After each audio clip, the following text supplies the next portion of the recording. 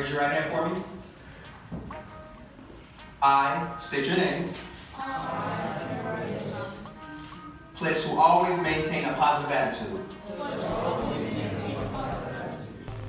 To make good, sound decisions. To be serious about my education. And focus on achieving excellence. To be diligent in my efforts. And disciplined in my actions. To always respect and support my brothers. To be resilient after setbacks and to never give up. And to honor and serve my community. Because I am strong. Because I am strong. Because I am gifted. Because I am loved. And that's your idea. Young gentlemen, welcome to the Officer and Gentleman Academy. Serving and protecting this community is our duty, but mentoring our youth is our purpose. Having said all of that, young men, we believe in you, we support you. And surely you can walk out here knowing that this community is with you. One of the only things I really want to say is that, did you see that passion from Officer Holland? Yeah. I wanted to be clear that these officers that you see, this is not their assignment. I'll say it again. This is not their assignment. We have gang officers, we have patrol officers, we have problem-solving team officers, we have SRO, which is the school resource officers. We have a sergeant, we have different officers. This is not their assignment. Because we know the relationship between the police and the community is fractured. We can't hide from that. But these officers are trying to make an attempt. They're not told to do this. They're not trying to make the Evanston Police Department look good. This is not what this is all about. This is real passion that you see from these young men. I've been here 27 years, and I can't tell you how many young men that I see one day, and the next day, they're not here anymore. One death is a death too many. One person incarcerated is one person too many. This is the start. And I want you guys to really understand that these guys really care about you. I started OGA the first year it was around. Mr. Aries and my mom kind of talked about it. I didn't really know if I wanted to do it. I was kind of skeptical. But since then, with Officer Howard, I've developed a great relationship with him. And pretty much everybody else he's introduced me to. They've all taught me how to tie a tie and how to dress appropriately. They taught me, 3 years later, they've taught me that they all care about each and every one of us, and they just want the best for all of us, and they're just trying to prepare us for life since it's kind of a struggle for African American men out in the world. We've had serious conversations about serious topics like Laquan McDonald, and then we've also had fun activities like paintballing. We also helped in Feed My Starving Children together. It was fun, we goofed off, but at the end we all felt pretty good about it because we helped people in need. So I'm going to introduce the team to you guys and their knowledge as such. First I want to introduce Officer Adam Howard, who's the co-founder and president of OGA. His current assignment is problem solving team. He's been on the job for 11 years. Next up, Officer Bert DeLeon. He's the vice president of operations for OGA. Current assignment, problem solving team. He's been on the job for 21 years. Sergeant Ken Carter, vice president of student development. His current assignment is sergeant on patrol 3rd detail afternoon shift. He's been on the job for 17 years. Officer Ed Gregory is facilitator for the OGA team. Current assignment is problem solving team. He's been on the job for 21 years.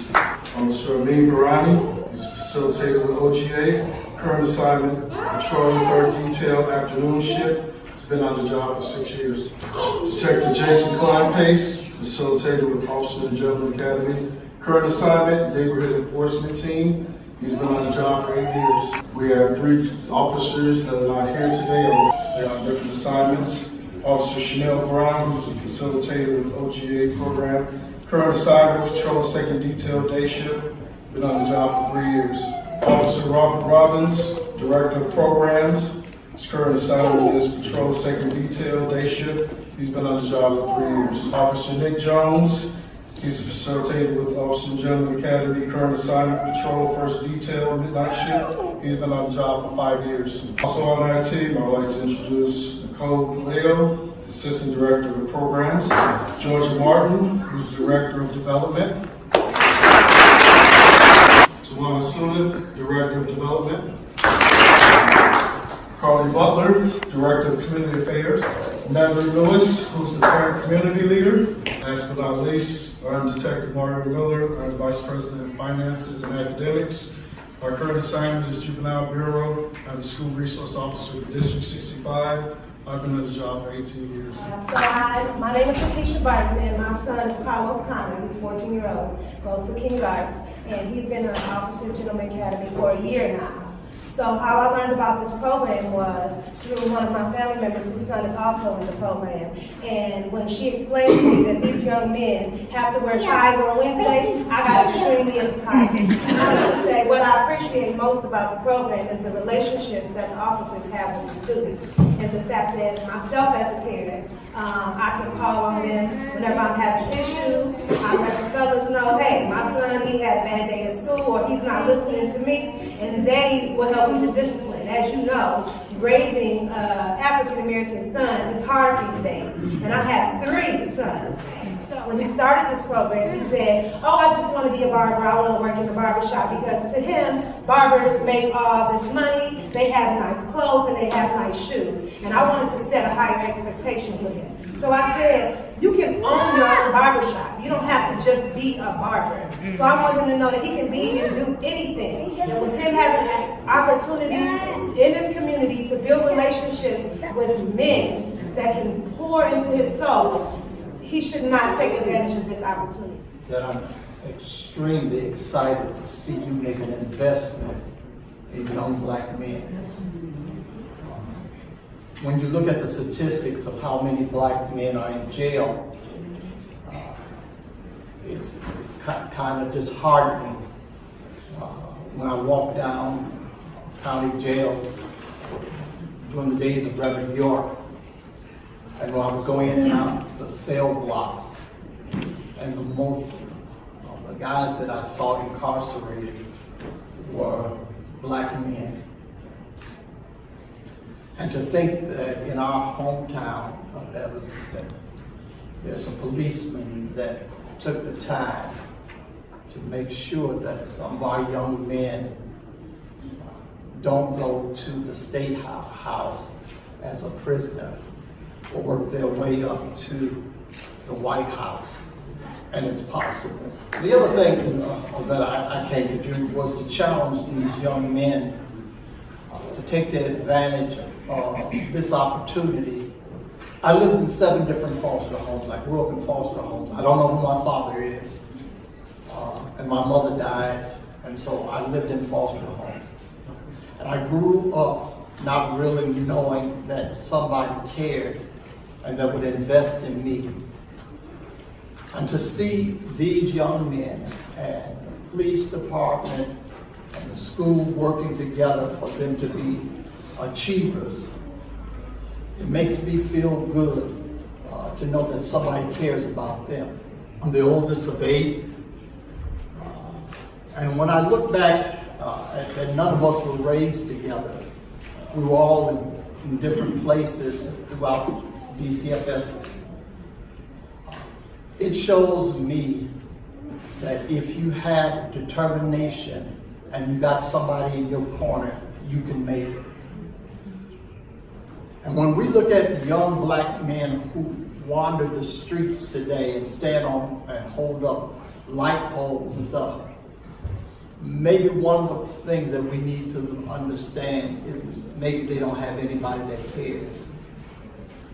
And it takes a village to raise a young black man.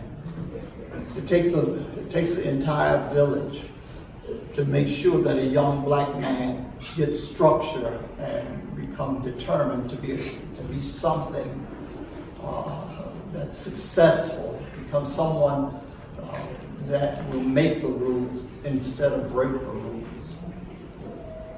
The other reason I came this morning was to challenge them to be all that they can be.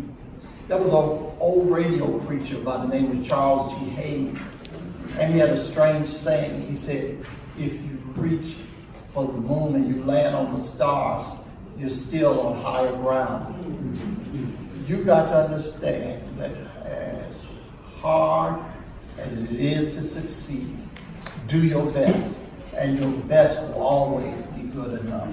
And if it had not been for people that cared and were concerned that I would be better, I didn't pay for college, somebody else paid for it for me. Somebody saw in me something. But one of the things that I can never forget was a lady by the name of Mercedes P. Walker. She didn't have much of an education. She scrubbed floors all of her life. But I was at Bishop College in Dallas, Texas, and every month I would get a canned chicken, a wrinkled up $5 bill, and some groceries in a box. And sometimes that was the only thing I had to eat. I didn't know chickens came in the can either. But what she did was she wanted me to go farther than she did. That's my dream for you, young men.